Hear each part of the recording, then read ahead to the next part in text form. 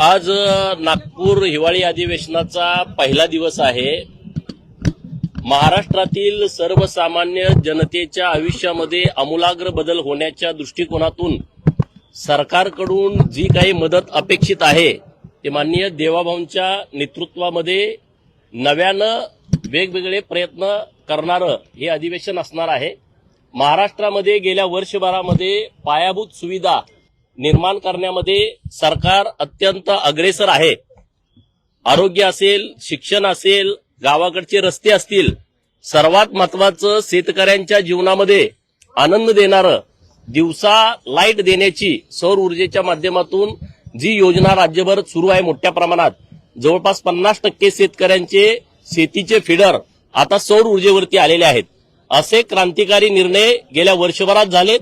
पुढच्या वर्षभरामध्ये सुद्धा असे चांगले निर्णय माननीय देवाभाऊंच्या नेतृत्वामध्ये सरकार नक्की करेल अशा पद्धतीची आम्हाला आशा आहे। मुख्यमंत्री देवेंद्र फडणवीसांवरती आत्ताच भास्कर जाधवांनी टीका केली। त्यांचं म्हणणं आहे की कुठल्याही गुन्ह्याच्या संदर्भात आधी चौकशी व्हायची, मात्र आता मुख्यमंत्री स्वतःच चौकशी आधी क्लीन चिट देते। पार्थ पवार प्रकरणात विशेषतः त्यांनी वक्तव्य हे बघा, विरोधी पक्ष असा एकदम व्हायबल झालेला आहे। विरोधी पक्ष नेतेपद मिळत नाही या भावनेतून यांची मानसिकता पूर्णपणे बिघडलेली आहे। परंतु विरोधी पक्षातल्या सन्माननीय सदस्यांच्या लक्षात येत नाही, आपण लोकशाही असणाऱ्या राज्यामध्ये राहतो, लोकशाही असणाऱ्या देशामध्ये राहतो। संविधानाने काही नियम घालून दिलेले आहेत। महाराष्ट्रातील जनतेने जर तुम्हाला स्वीकारलं नसेल तर तुम्ही असं राग व्यक्त करण्यात काही अर्थ आहे असं मला वाटत नाही। राज्याचे मुख्यमंत्री अत्यंत सक्षम आहेत, त्यांना कोणी सल्ले देण्याची अजिबात गरज नाही। पार्थ पवार प्रकरणामध्ये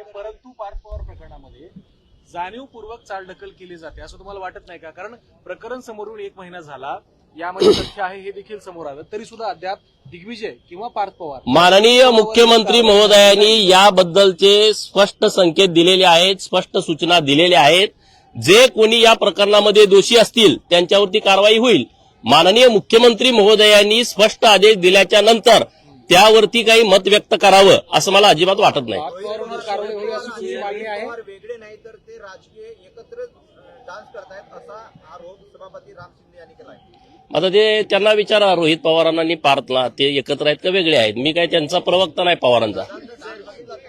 नाही, मी बघत नाही कुणाच काय। बेळगावमध्ये मराठी माणसांवरती पुन्हा अन्याय करण्यात आला। तिथे मेळावा होता मराठी जनांचा, त्यावरती कर्नाटक पोलिसांनी लाठीचार्ज करून म्हणजे एक प्रकारे दडपण्यात। मराठी माणसांच्या बाजूनं आपलं सरकार पहिल्यापासून ठामपणे उभं आहे। तिथं जर कुठं अन्याय झाला असेल तर नक्कीच आपलं सरकार दखल घेऊन त्या कर्नाटक सरकारशी बोलेल आणि मराठी भाषिकांच्या बाजूनं ठामपणे आपलं सरकार भूमिका घेईल। दक्षिण आफ्रिकेतून जे सोयाबीन येथे आयात करण्याचा निर्णय झालेला आहे, त्यामुळे आता मुद्द्यावर शेतकरी नाराज आहेत, हमी भाव देखील होणार नाही। ते आता सदाभाऊ बोलतील, मला याविषयी इतकी माहिती नाही।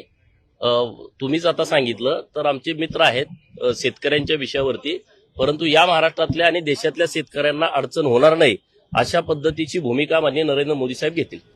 सर, नागपूरमध्ये गुप्तचर यंत्रणेने गुलाबी दंडीची फार चर्चा असते, तुम्ही कसं नाही करताय? तुम्ही जसं करताय तसंच करतोय। अलर्ट आहे नागपूरमध्ये जैश ए मोहम्मद कडून घातपाताचा धोका व्यक्त केला जातोय। याबद्दल गृह मंत्रालय आपलं योग्य भूमिका घेतच राहतंय, आपलं भारत सरकार किंवा आपल्या राज्य सरकारचं।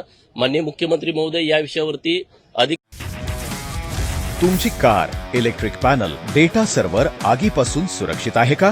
नाही? मग आजच बसवा F protect temperature activated fire suppression device. यामध्ये आहे eco friendly non toxic pressurised liquid, जे आग लागल्यास क्षणार्धात ऍक्टिव्हेट होऊन आगीवरती मिळवते नियंत्रण। बसवण्यास अतिशय सोपे आणि सुटसुटीत टेकालिपचे एक दर्जेदार उत्पादन एफ प्रोटेक्ट।